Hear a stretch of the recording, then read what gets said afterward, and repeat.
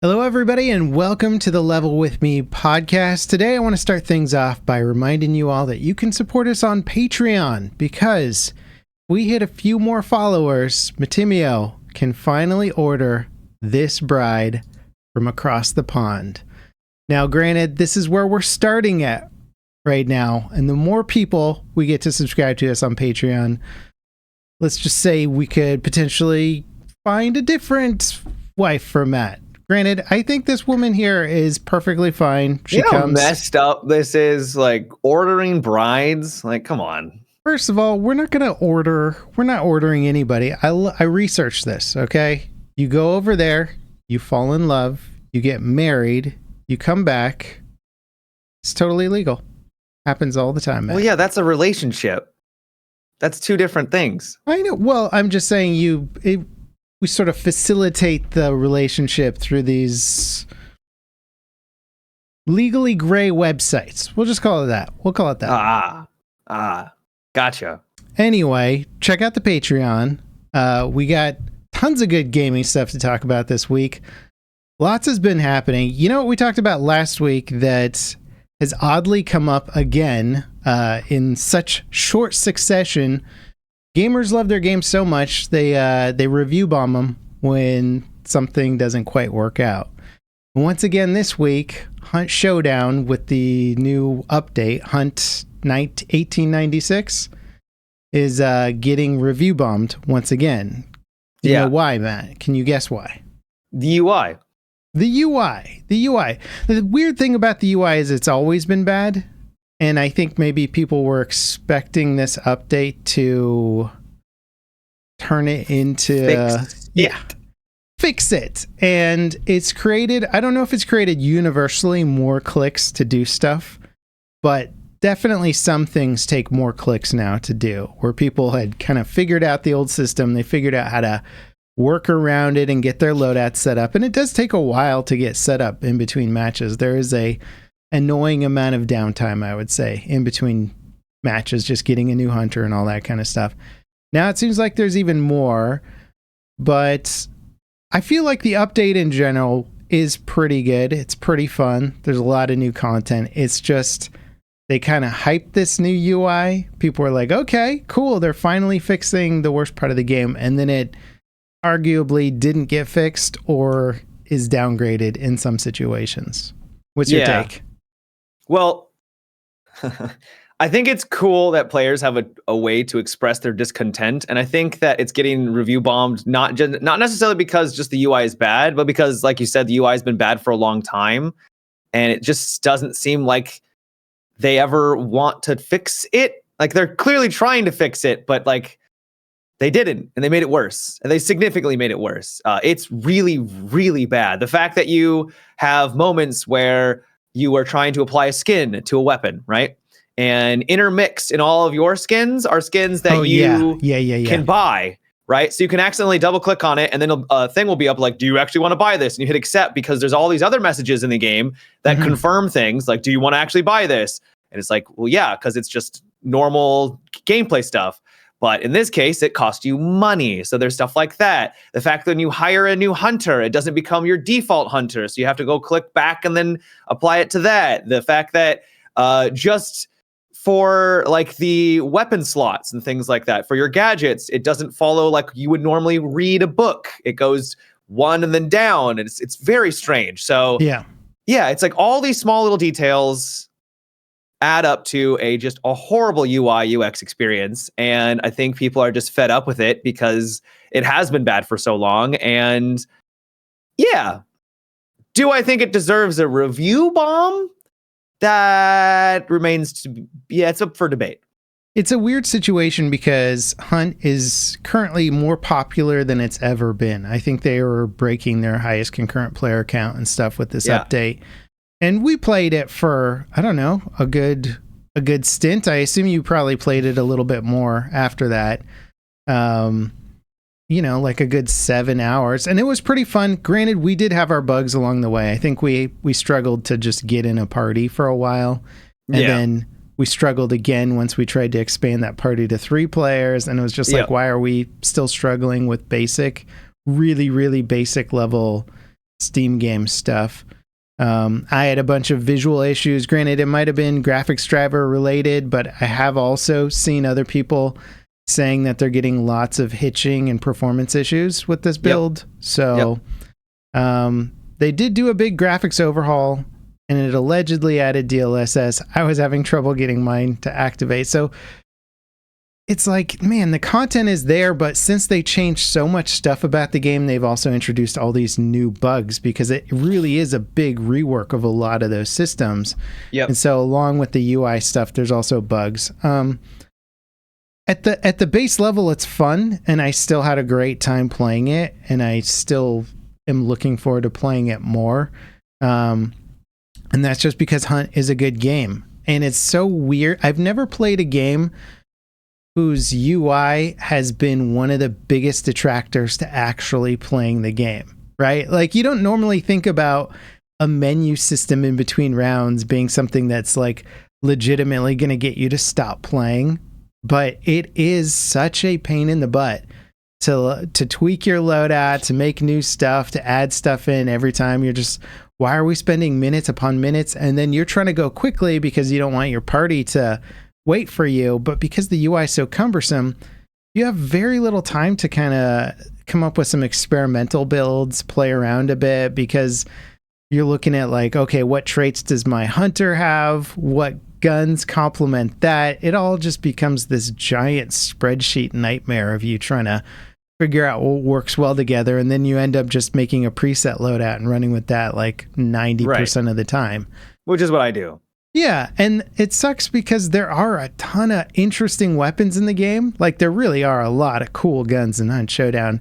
You don't end up you end up using like 5% of them just because the UI is such a pain to like work around.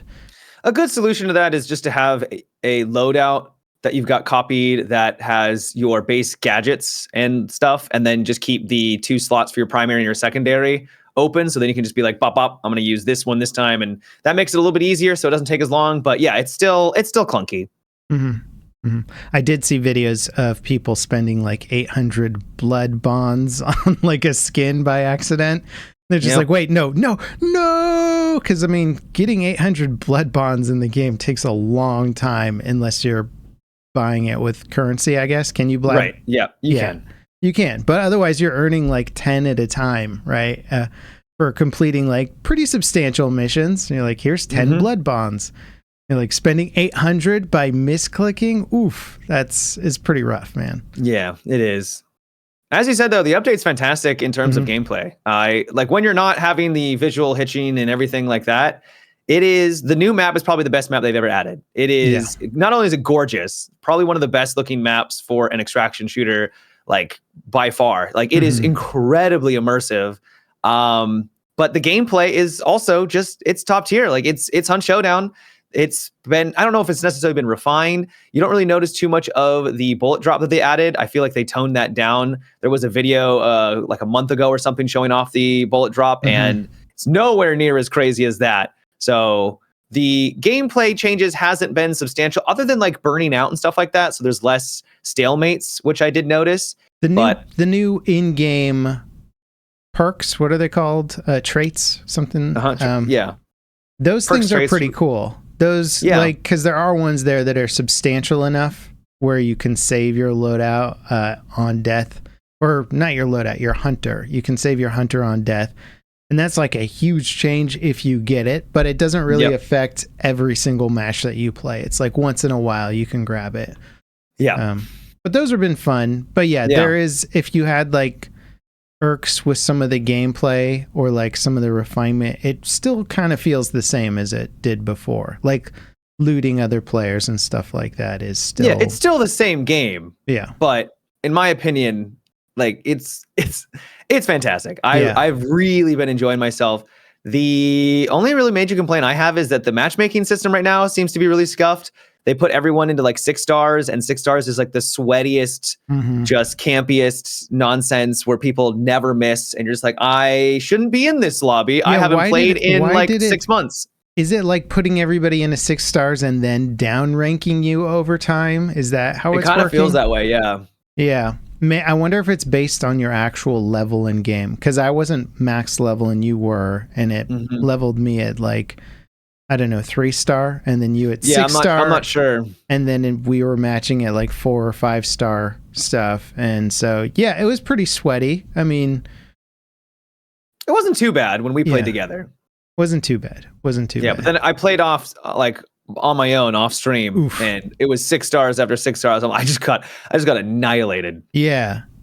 And so like over time your rank will go down if you continue to get annihilated, but also who wants to do that? Who wants to just get annihilated for hours and hours, and you're like, finally I'm at the rank where I belong, you know? Yeah. That's not a great feeling. No. Yeah. It is Hunt is a weird phenomenon of, I've just never seen devs so capable of developing fantastic atmosphere, fantastic audio design, really fun, compelling gameplay ideas. And then the UI is just like, is this your first game? This looks like a engineer's, they call it, I forgot what it's like, engineer art, when an engineer designs a system, you know, and everybody looks at it and they're like, oh God, what is this? You know, that's kind of what their UI feels like, where it's somebody's spreadsheet nightmare, and it just doesn't work at all. Too many menus, too many tabs. Do you think the negative reviews are warranted? No, I think this is what we were talking about last week with Steam doesn't have any sort of gradation scale. Yeah, there's no nuance to it. It's either I love this or I hate it. And I can understand absolutely people being upset with, one, the bugs in the game, and two, the promise of a better UI and not really getting a better UI, potentially a downgraded UI in some aspects. That should absolutely affect responses to it, but at the same time, any game I can play for 7-8 hours and have a good time is not a thumbs down from me. It's still a thumbs up with flaws, you know? Like, yeah. So it's tough, and I guess that's just the world we live in until Steam or these other platforms start updating their review setup. Like, especially when a review is so clearly aimed at an update patch rather than an overall game, right? There isn't like really a way to review an update for a game or the quality of the game in this particular time frame. It's like, no, this is my review for the whole game, because I think you only get to review a game once, right? Like, is that... You can change it, but yeah. Can you change it? Okay. Yeah. Okay. Gotcha. Yeah. Yeah, it's just weird. It's weird. Yeah, I agree. I think you're right. There really is no gradient. It's just all or nothing. And I like the fact that people have this ability to express their discontent, right? I think that's important, and it gives power to consumers and players to be able to express those issues. But like when the game works, and not to discredit people that are having problems with performance, AMD cards apparently are having issues where like shading and parts of the map are literally just black. Like you literally just cannot see within certain dark areas. Like you literally cannot see anything in there. So besides those issues, it does feel like a bit of an overreaction, but at the same time, it's like, how else can they express it and really show the developers that this is not acceptable? So, it's a gray area. I don't know. I'm worried that crying wolf, though, too many times will just completely invalidate, and it will just be like, oh, who cares if, just the smallest issue gets enough traction that something's getting review bombed. It's like, well, oh, all right, cool. That doesn't mean anything anymore. You know what I mean? Yeah. And I mean, it's like movie reviews too. We can look at a movie that's getting like absolutely review bombed, and like the critics hate it and the audience hates it. And then Netflix or Amazon's like, that was our biggest watched movie of the year or something like that, where the general consensus of what people feel does not reflect how much people are interested in the product. And so there's definitely a disconnect here, which is like, if you were just a consumer looking at Steam reviews, you'd be like, oh God, like this game is going through some bad stuff right now. I better not get it. And it might turn you off to like a fantastic experience, because Hunt is kind of an amazing, magical experience for somebody who's never played it before. It's unlike most other games I've ever played, so it'd be ashamed to miss out on that because you read the reviews and you're like, well, it must be a terrible game. Like, well, it's not completely terrible. It's just the UI is really bad. Yeah. Which is a part of the game, and you interact with it. Yeah. But it's only a very small, yeah. Yeah. To cover the story more completely, the devs did respond and say that they were going to change it, but immediately, like the next day. Yeah. That said, speaking as somebody who's just been dabbling in game dev this year, changing a UI system like that is not going to happen next week. That's going to be a major process. Like it's not simple. So yeah, if they're going to update the UI, it's like, okay, expect a couple months at the earliest, I would estimate, for anything that looks competent. And even then, they have so much stuff in that game that's already set up in very specific ways. They're kind of limited now without overhauling a lot of base mechanics, just because there's so much junk you can attach to other things and whatever. It's like, well, some of the UI is a result of the game design itself, where they're just like, well, where can we put this feature? On this tab over here. Now we have 50,000 tabs for everything. Gets overly complicated fast. Yeah. Well, what else you been playing, man? Well, I think we briefly mentioned Spectre Divide, but I finally had a chance to play it. Did you get a look at that at all? Mm-hmm. We talked about it last podcast, right? But I don't think we were able to play it at the time. It's hard to remember because it was literally a week ago. I thought we did discuss the gameplay a little bit.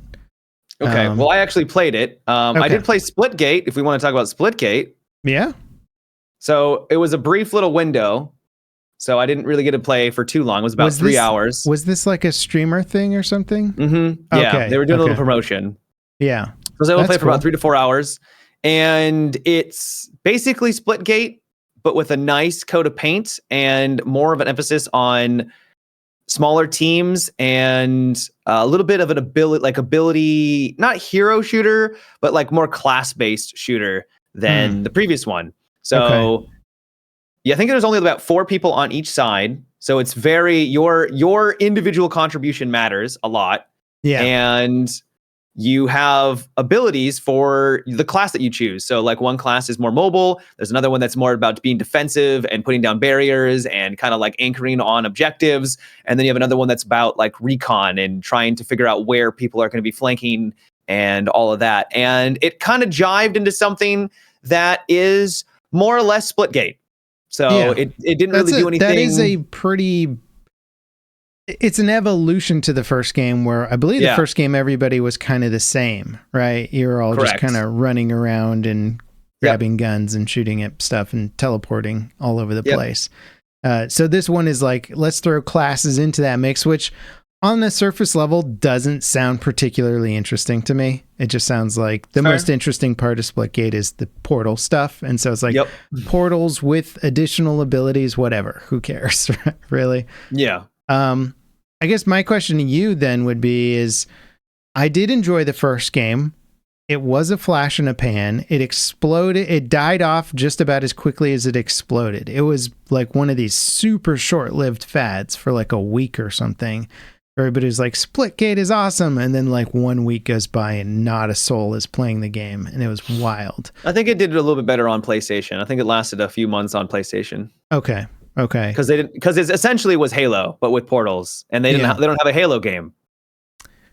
Right. I didn't think about that actually. God, isn't it cool when like games are platform specific like that? It's fun. Creates fun sort of like cultures around video game systems. I love it. But I'm being sarcastic, by the way, in case you couldn't tell. But I picked up on it. Yeah, just for the people listening.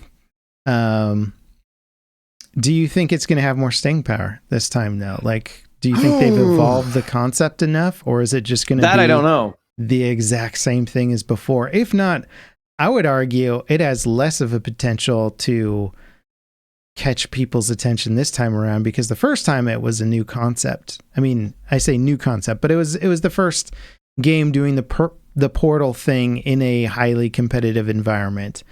Right. And so that caught our attention. Now it's kind of doing the same thing with the trick being classes this time. Classes, and it does look a lot better. Yeah. The visuals are more cohesive. They've got some beautiful maps and really cool looking environments out in the distance and everything. So there's definitely a step up in the production value for sure. Yeah. Though, will that translate to people playing it long term? I can't say. I mean, it's an arena FPS. So yeah, the arena games don't do very well anymore. Yeah. And I'd like to think that it will stick around, but I'm not a prophet, and there's a lot of history with this genre that makes it unlikely, but I don't want to write it off because while yes, it's got those things that it has to go overcome. The portal aspect is so cool. There is literally nothing like it. Like there's no other first-person shooter out there that gives you the sense of and satisfaction of opening up a portal. You're getting chased by someone. You put another portal, and then you're now flanking them and hitting them from a different side. Or you see someone round a corner, and you're like, I can't hit them from here. They're too far away. Portal, and now you're getting the flank on them again.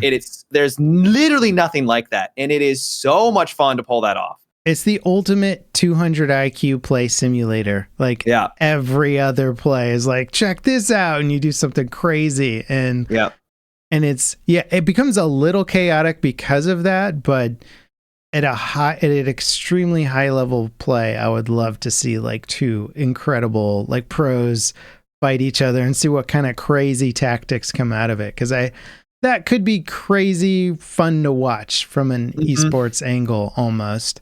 How's the progression system? The first game didn't have. You could unlock skins and stuff, but I didn't notice any progression system when I was playing. I think because it's just an alpha play test. Okay, that would be the only other angle I could think where, like, you know, what's the fun destroy everything game that the finals?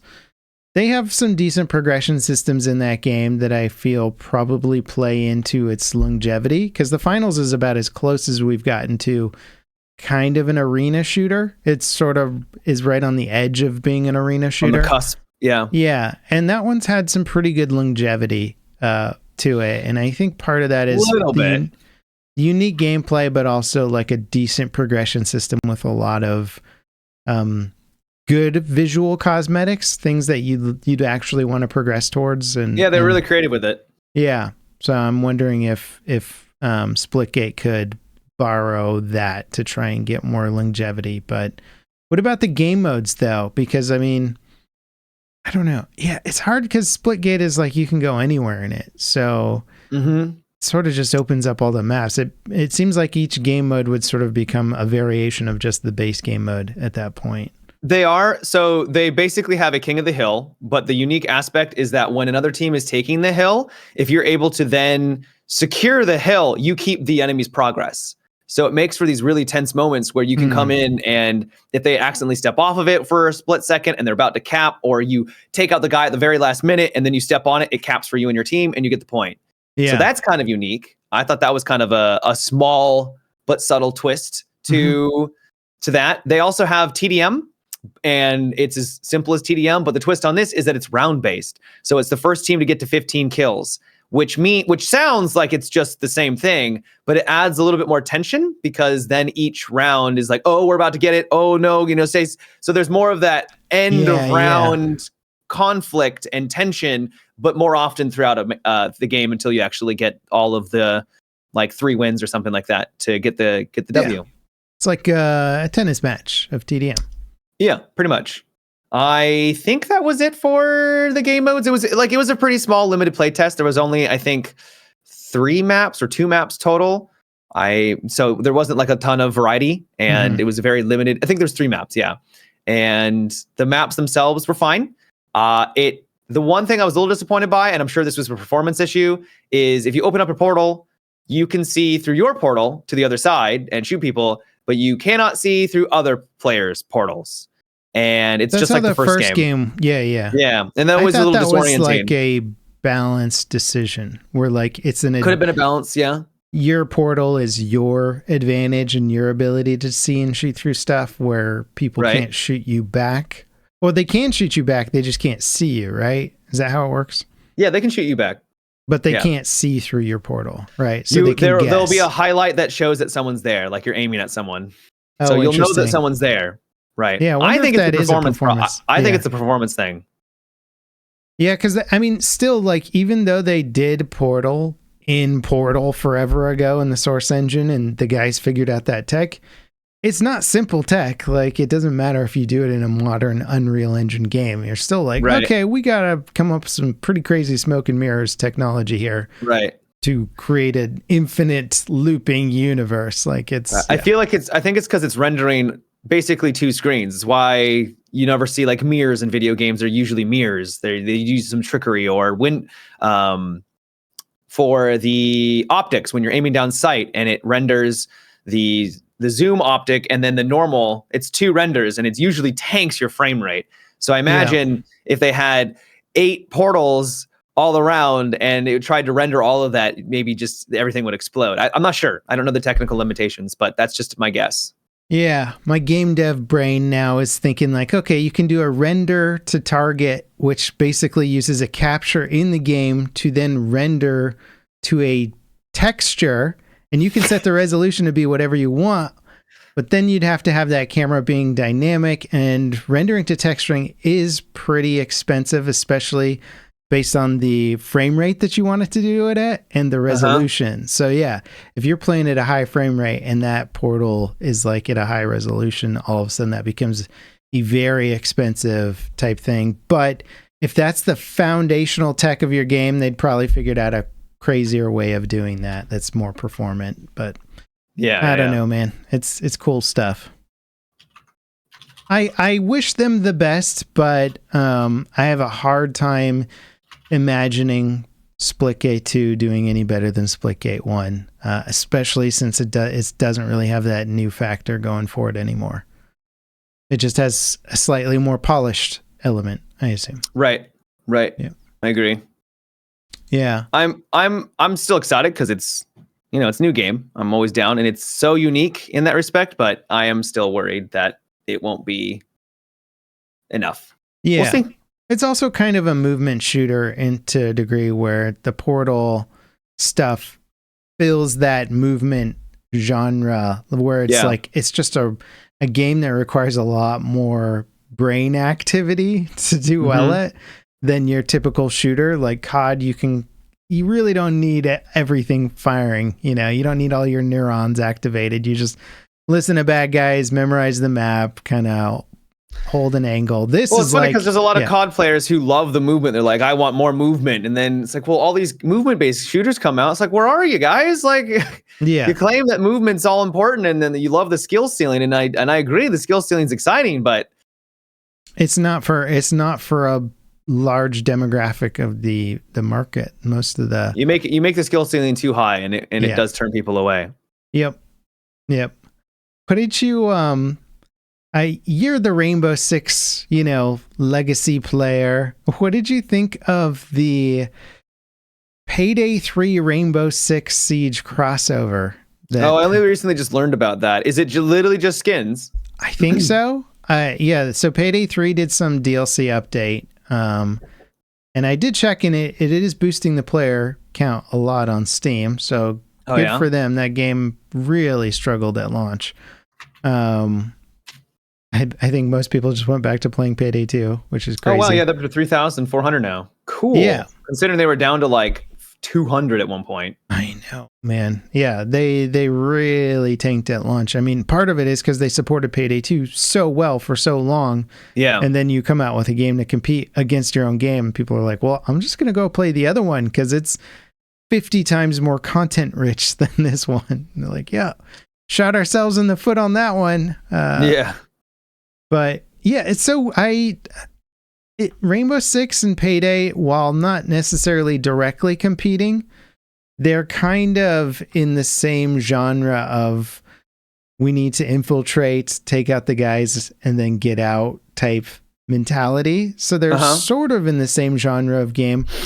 It's just weird seeing a crossover within the similar genre. It's like Battlefield and COD doing a crossover. I don't think they're like competing really. Yeah. I don't know. It's just a weird crossover. It really does feel like if Battlefield and COD did a crossover where you could buy COD skins in Battlefield. I guess kind of. I mean, they did a Rick and Morty crossover in Rainbow Six Siege. They've done some weird ones. And I think because Payday is kind of out there with its cool masks and everything, it's very iconic in that respect. I'm assuming they just added in a bunch of masks from the Payday that would work in a game. Like, I think the crossover actually is appropriate because you kind of have good guys and bad guys, even though they're not really. Yeah, no, thematically, I think it works. I'm just surprised to see two different developers like promoting. I wonder if Payday paid Rainbow Six a lot for that. They may have cross promotion or something. But I'd be very curious to know what the behind doors deals were for those types of things. Who got paid? Yeah, I don't know. You say that I'm the legacy Rainbow Six guy, and I am, but I just don't pay attention to the game like I used to. I kind of keep my finger on the pulse a little bit with like updates on like what new characters and maps are coming out, but I play it very sparingly. Mm-hmm. I didn't know they did a Rick and Morty update. I know Rainbow Six had some goofy stuff going on, but they got some goofy really ones now. Goofy, which is so weird compared to how the initial game was kind of marketed. You're like, this hardcore infiltration shooter, and now it's like Rick and Morty, crazy colors. You can basically play as literally a giant pizza if you want. There's a Mozzie pizza skin where he's like you're still a humanoid, but he has like a pizza face, and it's fine. Yeah. But it's definitely not the aesthetic that people, when they originally got involved with Siege, were kind of probably expecting when they first started playing. Yeah, I think it's because Siege kind of became this weird meme game, and they kind of leaned into that. Well, it's because they sold. Like those skins sell. Yeah. For sure. I mean, do whatever works for your business model. I can only imagine being the initial designer on that game and just be like, all right, add in the pizza skin, like we got to keep the studio open, guys. Give them pizza. Give them pizza, man. Yeah. So, that is kind of weird. Mm-hmm. Did you see that Epic beat Apple in their long court case battle that they had? So they only beat Apple in Europe because, as we've talked about before on this podcast, Europe is ahead of the US when it comes to, generally speaking, ruling against corporate interests. And in this case, it's two corporations fighting each other, but the big case that Epic filed against Apple, and this feels like years ago at this point. I can't remember when they initially did this, but Epic was basically like, hey, you guys are charging way too much for people to play Fortnite on iOS. Like you're nickel and diming us to death. Like this, I think they charge, it's probably 30% or more. It's a good chunk, a change for any sort of microtransaction and thing. And so they wanted to get around it and sell stuff through their own store, because Apple essentially controls the whole market for iOS devices, which is like, I don't know, 50% of the mobile device market. It's like a huge percentage. Yeah, it's huge. Yeah. And so they filed a lawsuit saying like, basically this goes against a bunch of business practices and ethics and monopoly stuff. And just recently the Europe ruled that like basically Epic can now install their Epic Game Store and launcher for Fortnite and other stuff on the iPhone through a different store, I believe. It's not directly through the App Store or whatever. So I think this is a good precedent. It's going to take a while before the rest of the industry starts to see the fruits of Epic's labor on this front. But hopefully it's kind of a cascading effect where these big corporations can't just completely monopolize the market like that. But it's the same situation of, it might turn into the same situation of the Steam store, right? Where Steam is not the only platform that you can install games on your PC on. You can install them however you want. When Minecraft first launched, you would just download it off of the website, and that's how you got the Minecraft client. But because Steam is such a huge market, developers have to launch on Steam, otherwise they're ignoring like 99% of the sales they could get. Yeah. So they're sort of stuck with it. And I wonder if that's sort of the victory that Epic may have made on the Apple side of things, where Epic's going to get their Epic Game Store and maybe they'll be able to launch enough. Maybe Fortnite is popular enough to make that work over there. But for anyone else, any small-timey dev or app maker, they're not going to think about launching somewhere other than the App Store. Like, it would just be like, yeah, nobody's going to find it. They'll put it maybe on make it as an option, but they'll still put it on the platform. Yeah. And they'll get like 1% to 2% revenue from a different option. Yeah.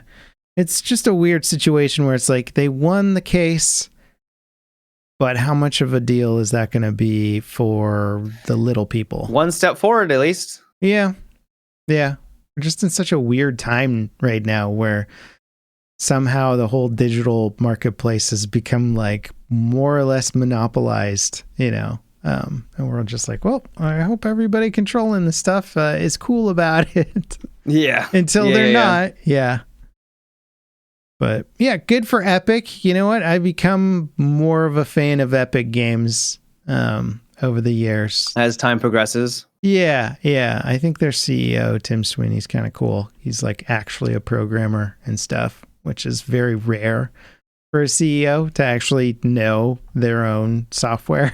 Uh-huh. No, yes, that is strange. Yeah. Usually they're like, yeah, I used to represent Nike and Coke, you know, and you're like, what do you know about video games? Who cares? Like, I'm a CEO. I don't need to know about that stuff. Yeah.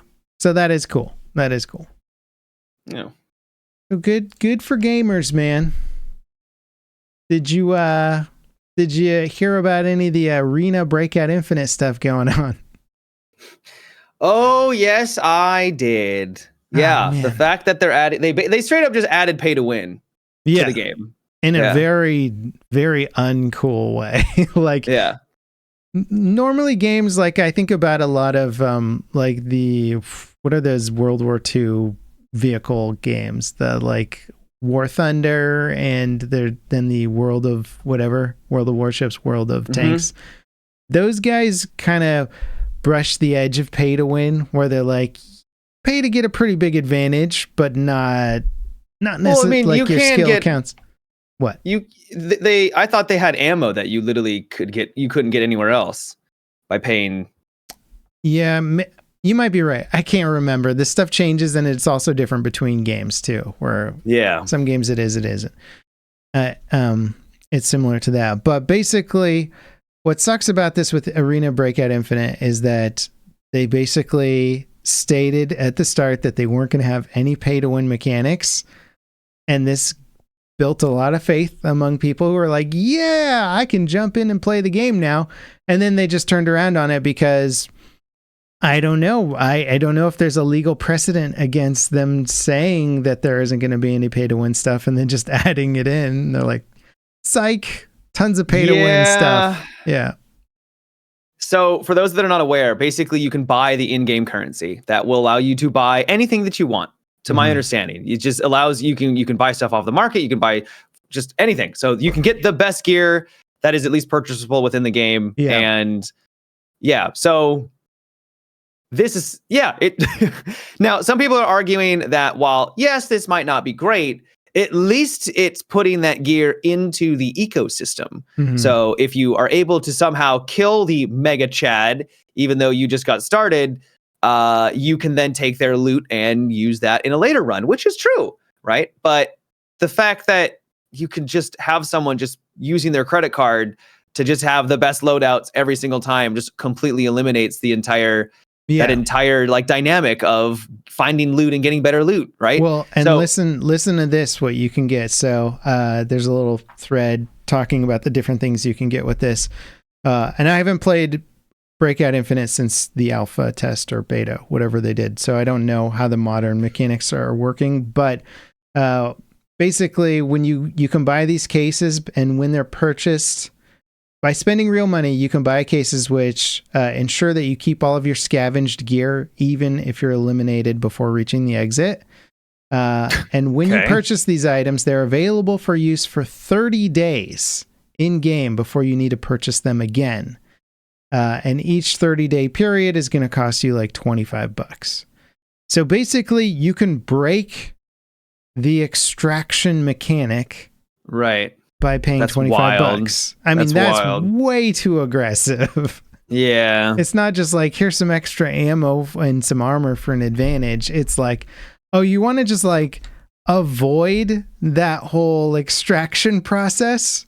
That's insane. If true, that's crazy. I mean, that's what I'm reading on this Reddit thread that's listing out the different things you can do now. Yeah. And that I don't I get it from the, some marketing exec is like, yes, we'll make tons of money, blah, blah, blah. But also you're going to destroy the longevity of your franchise. Because as soon as you kill so many people are. Yeah. Exactly. Sorry, I interrupted you. No, yeah, we were having the same thought though. It's like the whole excitement of any extraction shooter is the extraction, right? Right. You go in, you find that crazy cool item, you're like, oh my God, I found a whatever, epic, legendary, elite gun. Now your heart rate is like elevated, right? You're like, oh crap, I gotta get out. I got the super thing. Somebody might be camping. Somebody might be watching. I gotta go stealthy. I gotta really zone in and think of the tactics. And that's like that thing you can't fake in a video. That's an element you can't get in other places of video games. You can't spike your adrenaline to that level. Even veteran players, when they get that super rare thing, all of a sudden their heart starts pounding, right? Yeah. And you eliminate that completely by adding in that mechanic. Also changes the gear fear. So, and not that people should have gear fear, but it changes the play style, because if you know that all the stuff on you isn't going to disappear, like you could just get aggressive and you just don't care because you're just like, I'll just throw myself at the people. Yeah. No, it's very strange. My favorite one I'm surprised that that's a thing. My favorite one is you can also purchase the option to send extra messages in the world channel, effectively allowing for greater communication between players who have spent money. That's weird. So wait a second. If you get this thing where you get your loot back, is it only if other people don't pick up your loot? I don't know. That isn't because I feel like if they pick up your loot, like you're kind of screwed anyways. Yeah.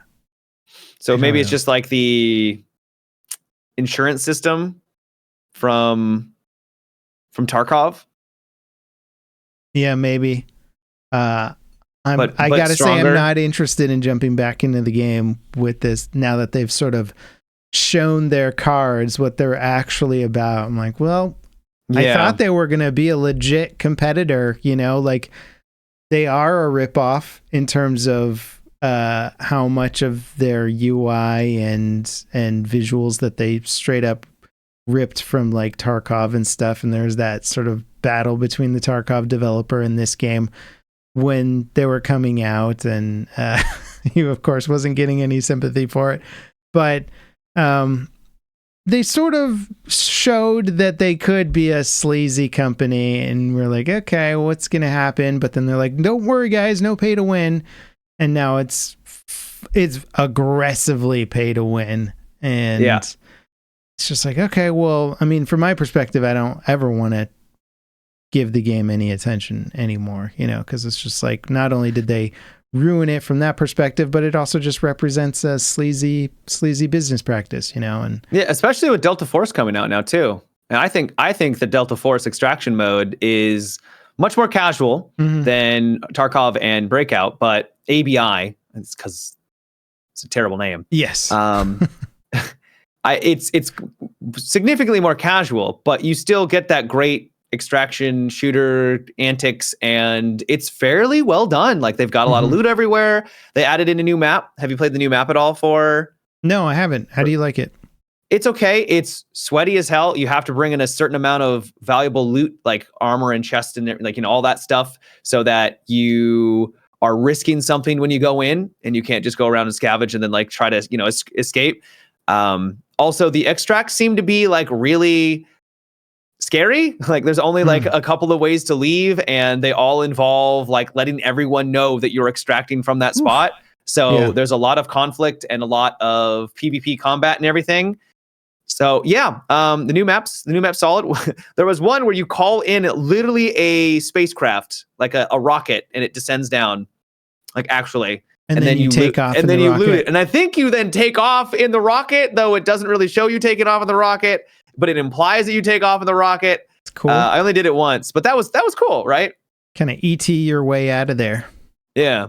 So I've been very impressed with Delta Force's extraction mode. I think that it has its problems here and there, but like it's well made, it's well done. And the lead developer, I think, came out and said that he's a gamer. He wants to make sure that no microtransactions are added on in that actually affects the in-game progression at all. So it's nothing, like basically saying we're not going to do what ABI does. He was trying to reassure the community that that's not the case. We'll see. Yes, they are a Tencent owned company, and Tencent's sort of, on top of all the mobile gaming and all the aggressive microtransaction games out there, especially in the Eastern markets where it's significantly more aggressive than it is in the Western markets. So yeah, like you said, we'll see. This could be the exact same thing happening with ABI, where they're like, don't worry guys, gonna be a super cool game. Because I mean, this is the thing with Delta Force, and we talked about this when it came out.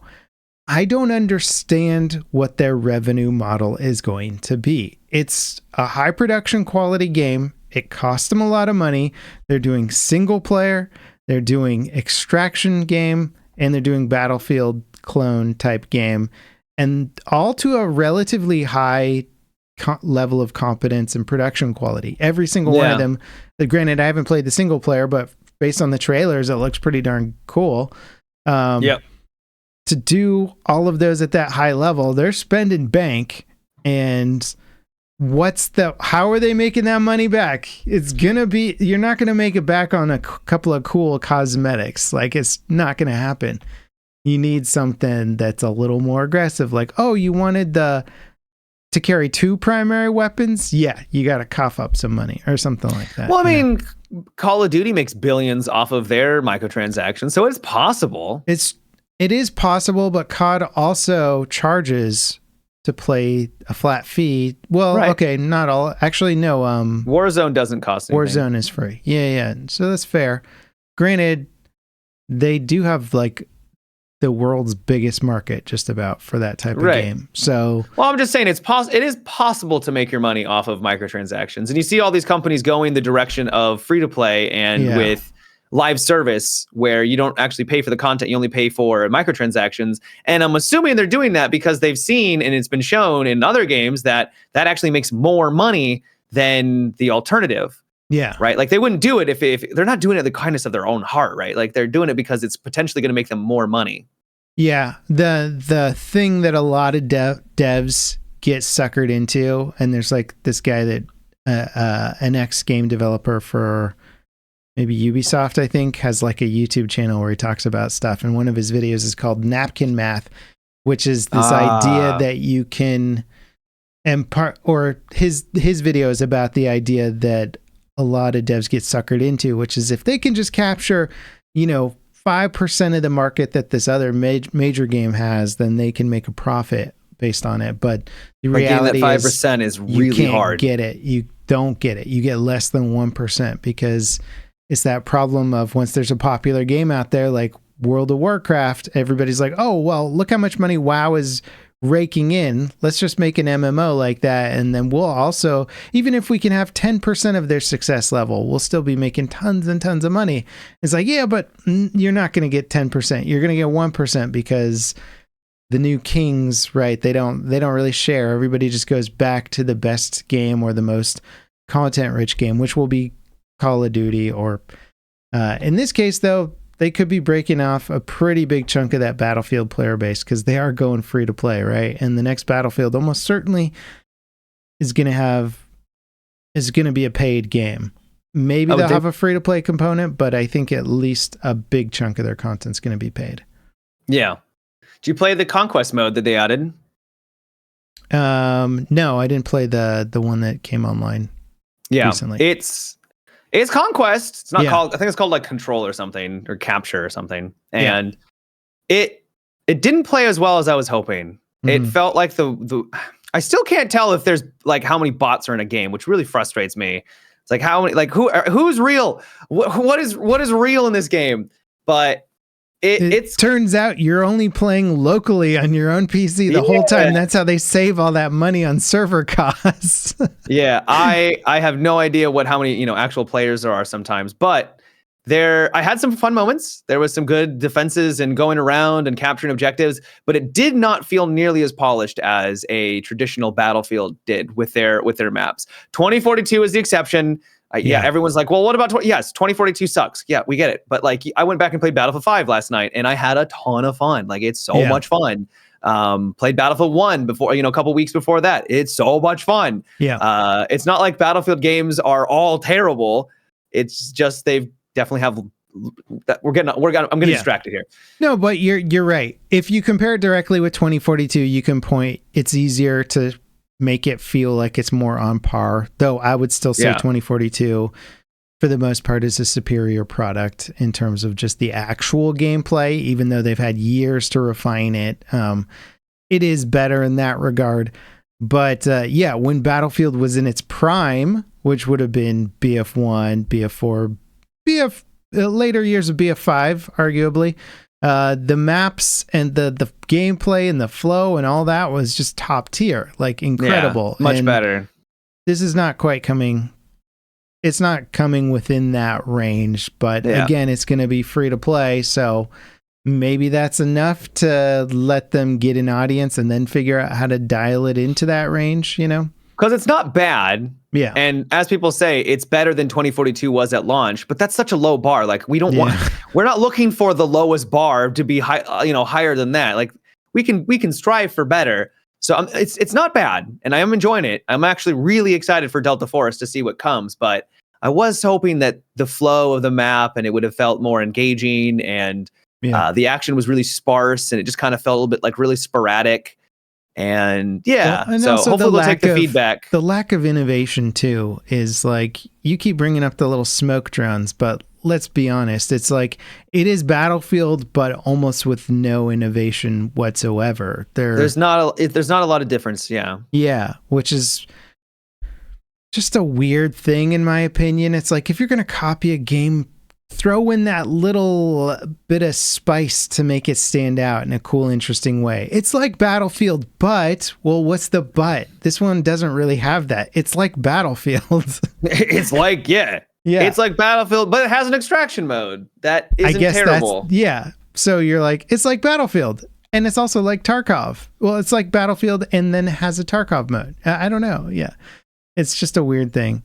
You saying that, like, how many people are bots in this? It would be really funny if somebody made a game that was actually locally run, but they used like those AI chat bots to like throw simulate up in-game chat that made it sound like people are arguing and fighting against each other. And then you think you're playing multiplayer the whole time, and it just scales the difficulty level to make you feel like you're a badass the whole time. This is a brilliant idea, Matt. Somebody's got to make this game. Everybody thinks they're playing against each other. Oh, and then you'd matchmake, Matt. We'd like matchmake, and it never puts you on like the same team or something, but then it would show a player with your name in it. You would probably quickly realize it wasn't me. Maybe if you matchmake with friends, that's the only time you actually link up together. It's not an actual server at that point. It's just peer to peer. Right. Peer-to-peer, yeah. Yeah, so you do peer-to-peer, and then everybody you're fighting is still the bot. Oh my God. Such a good idea. I mean, it's devious and horrible, but it does sound very funny. If you could get away with that for like 6 months or something, people discover no one's actually even real here. What is this nonsense? I thought it was amazing. We're playing against bots. There's not even servers. Man, that'd be pretty good. That'd be a pretty good one. Oof.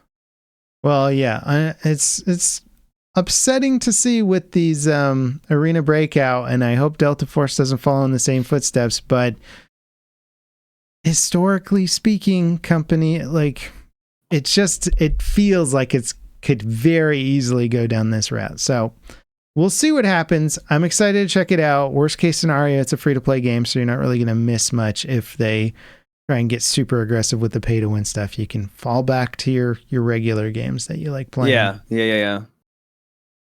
Yeah. So I wanted to talk a little bit about Spectre Divide, because even though I know we talked about it, I don't think we actually played it before then. Because well, did you not get access to a thing before that? I thought we had. Maybe, I can't remember. Okay, yeah. So what'd you think about it?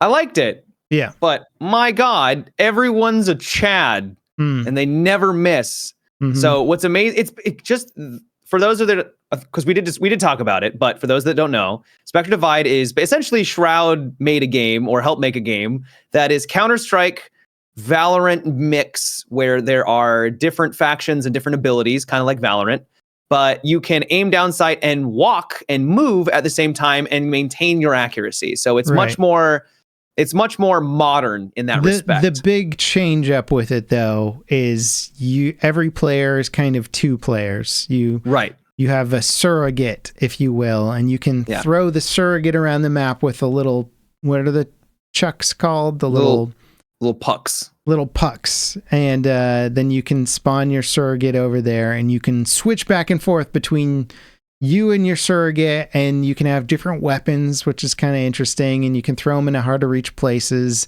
You can have a strategy where you guard A site and they guard B site, and you switch back and forth, and they'll alert you if somebody's nearby, so you know when to switch, which is cool. Or you can keep them with you, and then if you get taken out in a firefight, you can pop back in before your opponent has enough time to reload and rush them and take them out and do a kill trade or something like that. And the amount of strategies that you can pull off, you can literally just throw your puck out, like that would normally be out in the open, to another piece of cover, and then teleport to your other character, and now you've essentially you've gone over the gap that would have been a death sentence, and now you're in a different position, and they don't know exactly, are you in the new position? Are you in the old position? And so you can really use that to your advantage. The amount of strategy and different things that you can do with your puck and your other character is really interesting. I only got like a base level. I wasn't really using it at like, big brain plays, but I could absolutely see some people using that to the full effect and being just amazing to watch. Well, and imagine the combos too, if you have, because it's easier to get a 3-man team. So it's 3v3, but it kind of feels like a total. 6. Yeah, it's a 3v3 that almost plays like a 6v6 to some degree, which is very interesting. But yeah, coordinating 3 players. Imagine if you all had your Spectres and you're like, okay, have your Spectres, throw their ability grenades or whatever, and then fire a little bit, and they'll all think we're pushing over here. Now switch back, and you can do stuff where it sounds like things are popping off on one end of the map, and then they're really not, and you actually are trying to do a little fake plant or there's all kinds of crazy stuff that you can do, and easier to coordinate with a small team. I think that was kind of the plan, is there. Because Counter-Strike is 5v5, and a lot of those tactical shooters are kind of in that same ballpark, it's a bigger team size, but it's harder to organize. And I think if you give people a 3v3 option, you get a little bit easier of a game to organize, and one where, we've seen in the finals, it's pretty easy to get a 3-man team together and have some fun, Or trying to get a 5-man team together, it is an extra little bit of work, right? Mm-hmm. For sure. I was really impressed. I got humbled a lot because people are just absolutely cracked. It's really funny. I watch other streamers who are really good at other games. I've been watching Macy J play it, and he's struggling with like some of the mechanics and like getting shot. And it's because those Counter-Strike pros are coming over and they're like, you think you're good at games? Yeah.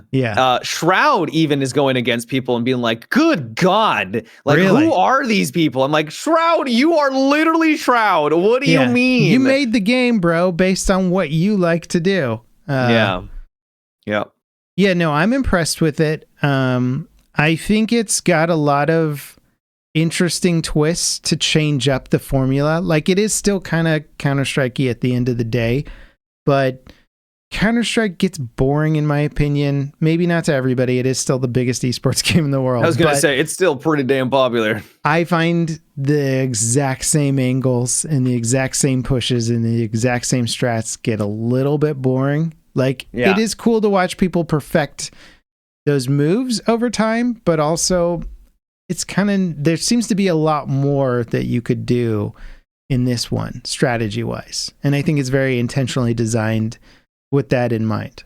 I also like their art style. Like, I think they there's a lot of games that go for that cartoony angle, but they kind of like rough. This is more cell shaded than anything else. Yeah, it's more cell shaded, but they also kind of dumb down the cool tactical factor of it when they do it. Like, just stylistically, a lot of them do.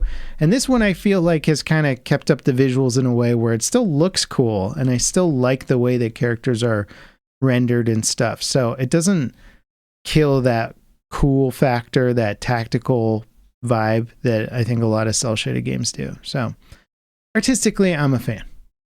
Well, good. It seemed a little bit mixed when I was talking to my community. Some people were like, yeah, this is great. And other people were like, I'm not vibing with the character models. It's like, that's fair. Yeah. It's a hard one to do, especially because it seems like the safe option is to just go realistic, and then everybody's just like, cool, they look real, and then you go stylized, and you get this weird hybrid of, I hate it, I love it.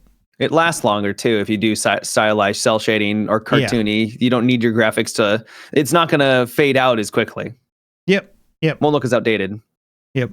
Although I will say a lot of the modern game stuff, with just how close they're getting now, I think those visuals, if you do them at that high fidelity level, like Gray Zone Warfare or something, like that's probably going to still look pretty relevant. I mean, I went back and played Battlefield 5, and it literally looks fantastic. Yeah. Like it does not look like an outdated game at all.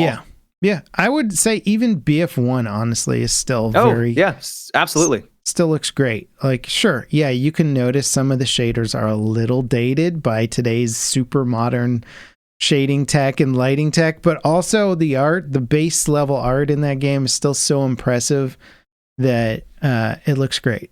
So I think agreed. I think modern games are getting a much longer shelf life now. So if you design it to last, and you're not designing it as a game that's just going to get replaced by a sequel in a couple of years, you can get a huge amount of longevity from it. And yeah. And there's tons of engine upgrades and all that kind of stuff. Though I am learning, like, upgrading from, say, Unreal Engine 4 to Unreal Engine 5 is not just like snapping your fingers. There's systems within Unreal Engine 4 that are like could govern the entire way you build a game, and then it's just not supported in Unreal Engine 5. So you're like, okay, we can port the assets over, but we have to literally think of a new way to connect them all together. Yeah. So yeah, it's interesting. I used to think that you could just kind of, with a couple of months of work, you could upgrade to the new engine. It's like, sometimes maybe, other times maybe not. But yeah. Feel ya. Watch any good movies? Nope. Nothing. Well, I've been on my nothing. I watched Twisters, Matt. A game, the new Twister, or the game? Yeah, the movie about people playing the game Twister. Nice. Yeah, nice. No, the movie. I'm a big fan of the original Twister movie. It was like one of those fun for what it was. Yeah, it was an iconic summer blockbuster. Bill Paxton, Helen Hunt, like it was fantastic. Yep. It had pretty good CG for its time, which actually holds up pretty well because it's just kind of a big blurry moving tornado thing. You're like, right. Yeah, that's probably what it looked like. Still looks like it, watching that movie. What about the cow, the moving cow? Yeah, I'm trying to remember. I think they might have had the cow probably doesn't hold up quite as well, but I think they had livestock flying through the air in this one too. This one was fun. I liked it. It's I'm on my Glenn Powell kick, where I'm watching everything. He's everywhere now. He's everywhere, and I'm sort of going back and watching everything with him in it because I don't know. A little bit of a man crush. A little bit of a man crush. I'm not gonna lie. So he's in it. He's good in it. I thought the narrative was fun. It was a little is obviously predictable, but in like a good way. And then some of the character arcs where you're like, well, this guy's just the bad guy, or the kind of the dude who's like just gonna do the bad thing, How was there a bad guy in a Twister movie? Did you see the first Twister? It's been a long time. Okay, there's a bad guy in the first Twister. So there's the competing research companies, right? They're both trying to get their tornado data, baby, and sell it to the highest bidder. Yeah. You know, those evil tornado researchers. Of course, yeah. They were trying to like put this device in there with like these little doodads. I remember now. Yeah. So there's sort of a similar type character in this one, but the character arc they didn't go the predictable route, and I thought it was kind of an interesting angle to create a villain or a bad guy, quote unquote, that was less so, what do they call it when they have one layer of depth to them?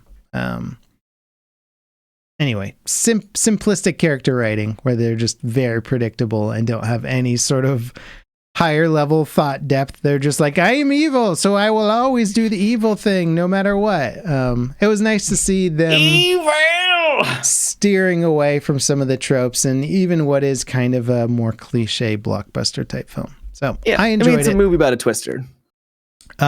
Correction, Matt. It's a movie about twisters. More than one, of course. Yes, the film is called Twisters, and there are multiple twisters in it. And yeah, it was solid. I enjoyed it. It's not like I'm not gonna win any awards, but it's a good popcorn movie for sure. And I'm glad they made it.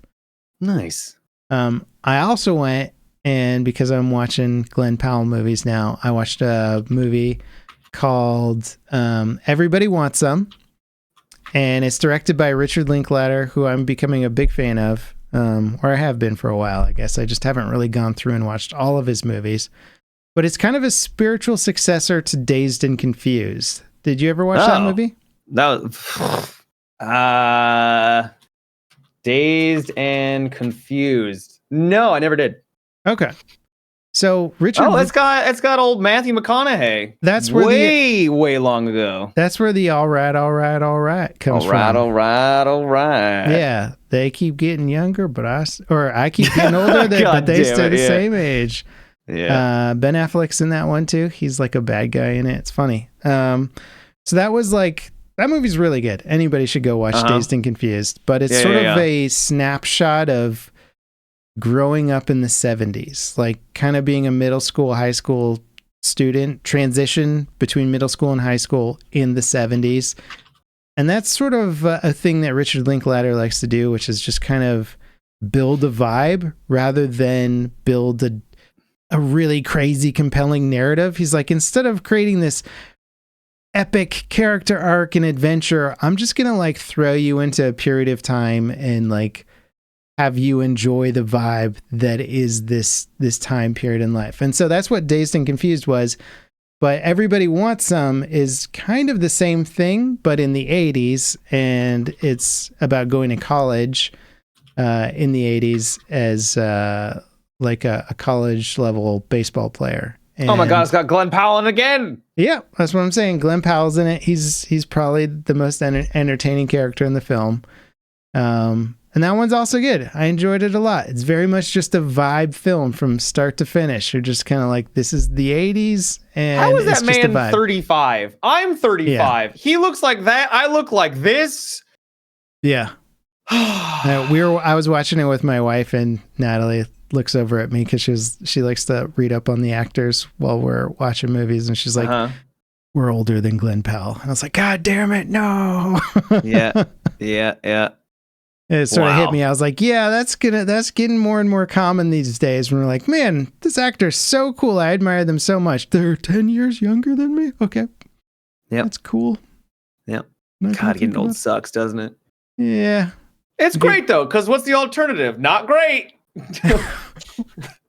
What is the alternative? What are you talking about? Oh, okay. Yeah. Sure. I'm holding out for gene therapy or something crazy where you give you an injection and you're 10 years younger. Become younger. Yeah, there you go. Yeah. It might be possible. It'd be cool. God, I hope the first wave of that just Benjamin Buttons a bunch of people, and they're like, why would you want them to die? Well, I mean, they're going to die of old age or young age, right? It'd be entertaining the other way. You're terrible. A little bit, a little sick, A little bit. Just the first wave, Matt. Just the first prototypes. They're like, yeah. So it kind of worked. We got a little tweaking to do on that one. Yeah.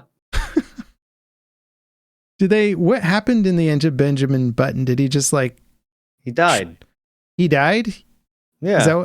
Well, he didn't like shrivel up into like a microscopic thing. I don't think disappear? he turned into a fetus. I don't know. I can't remember exactly, but I think he just died. Yeah. So they just show a baby die at the end of the movie? Well, I mean, I can't remember the exact details, but I'm pretty sure he just died. Yeah.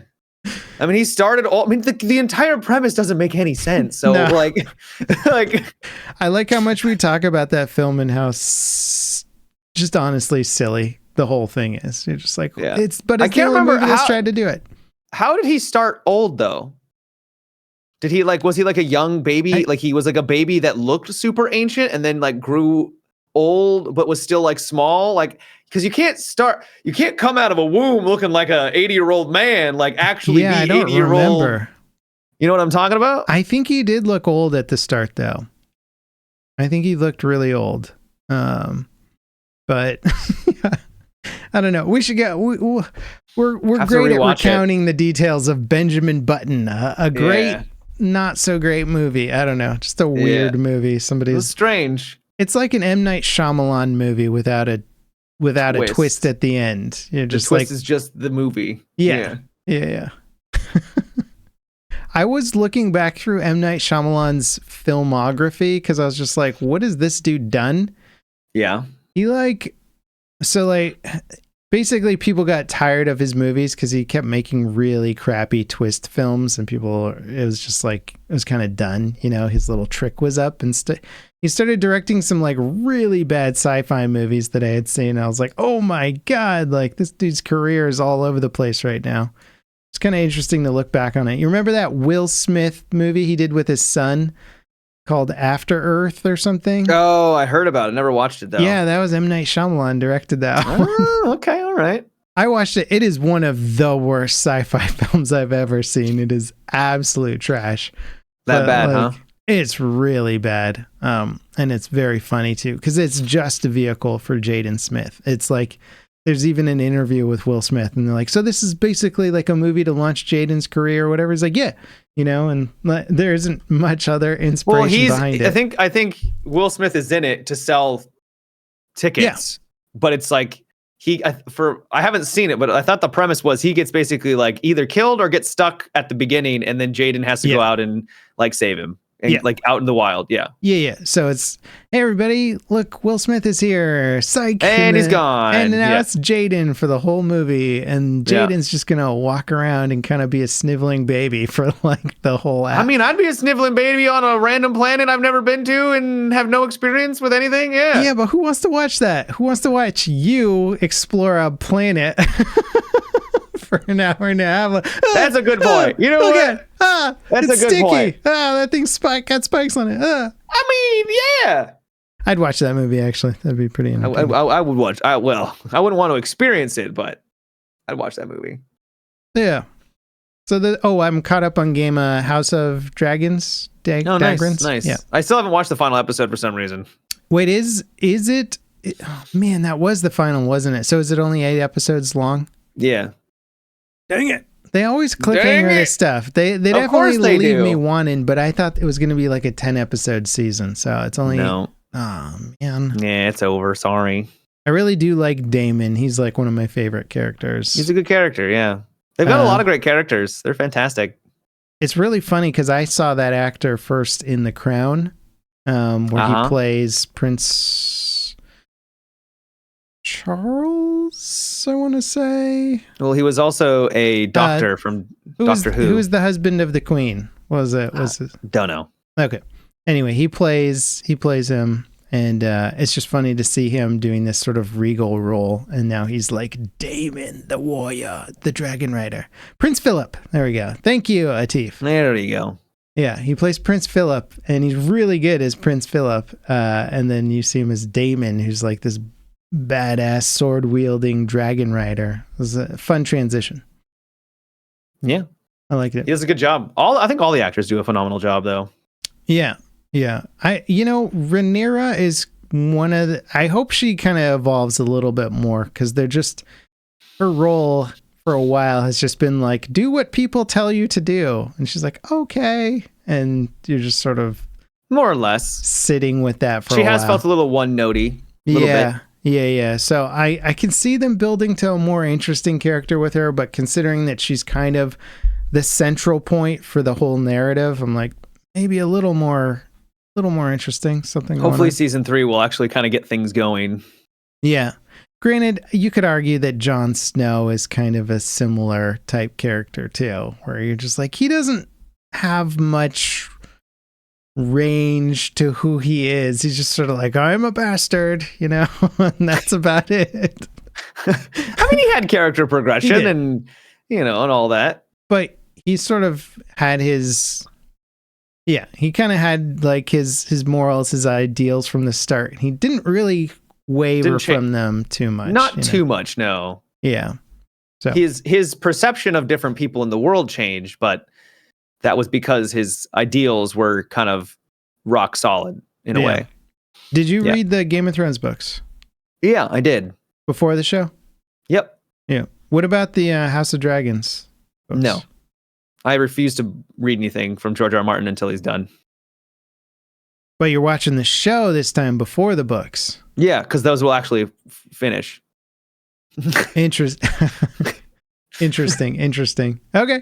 I was just curious because I saw some discrepancy between, there's always book and show discrepancies, and people like, I didn't like how they did this or that. Yeah. So I wanted to see if you had any hot takes on that, but fair enough.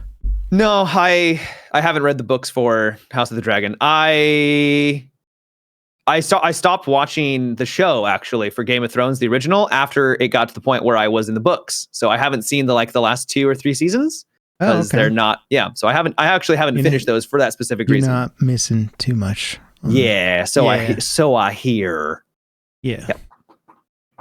Did they finish the books in the same amount of time? Because that was the big thing with the Game of Thrones show, is it felt super rushed at the end. The books aren't done. Okay. Yeah, no, he hasn't. So, A Dance with Dragons, the most recent book, came out when I was in college. What? I'm 35, if you weren't aware. Oh my God. So he has... what has he been doing? He's got 2 more books, technically. He's got Winds of Winter and then like something of Spring. And it's not good. He's probably not going to finish it. And he's claimed that no one will finish this book but him. So like if he dies... he's not giving the rights to anyone. Right. So he says. Yeah. So I basically just kind of given up on that story being completed, at least with the books, which is too bad because the first 3 books are some of the best fantasy ever written. And then 4th and 5th are fine. They're okay. But that first 3 is just... whew. Yeah. I mean, and it's hard to argue with that because now I can't think of the guy's name, but the author of Dune, his son went on to continue writing his books, and most people really don't like what his son wrote. Yeah, mixed reception on those, I hear. Yeah. Well, because I mean, how often is the son going to be as good as like the father in terms of like a writing genius? Yeah. Yep. Yeah. You know who is following in their father's footsteps? Probably not quite to the same height, but I saw him in the Everybody Wants Some. Is Wyatt Russell? Do you know him? He was in the Kurt Russell's son. Yeah, Kurt Russell's son. He was in the Godzilla the Monarch show. Did you ever watch that? I did. Oh yeah, I recognize him. Yeah, he was pretty good. Yeah, I'm liking him in everything I see him in. So kind of like, oh, that's cool. Hopefully he's a good. Seems like a rising star. I imagine we'll see him in some more stuff soon. Mm-hmm. Some superhero movies. Superhero movies, the pinnacle. We always people make fun of superhero movies, but they make so much money. Yeah, I think the Deadpool Wolverine movies over $1 billion. Man, ridiculous. Yeah, Hugh Jackman brings in those big bucks, man. Yeah, he really does.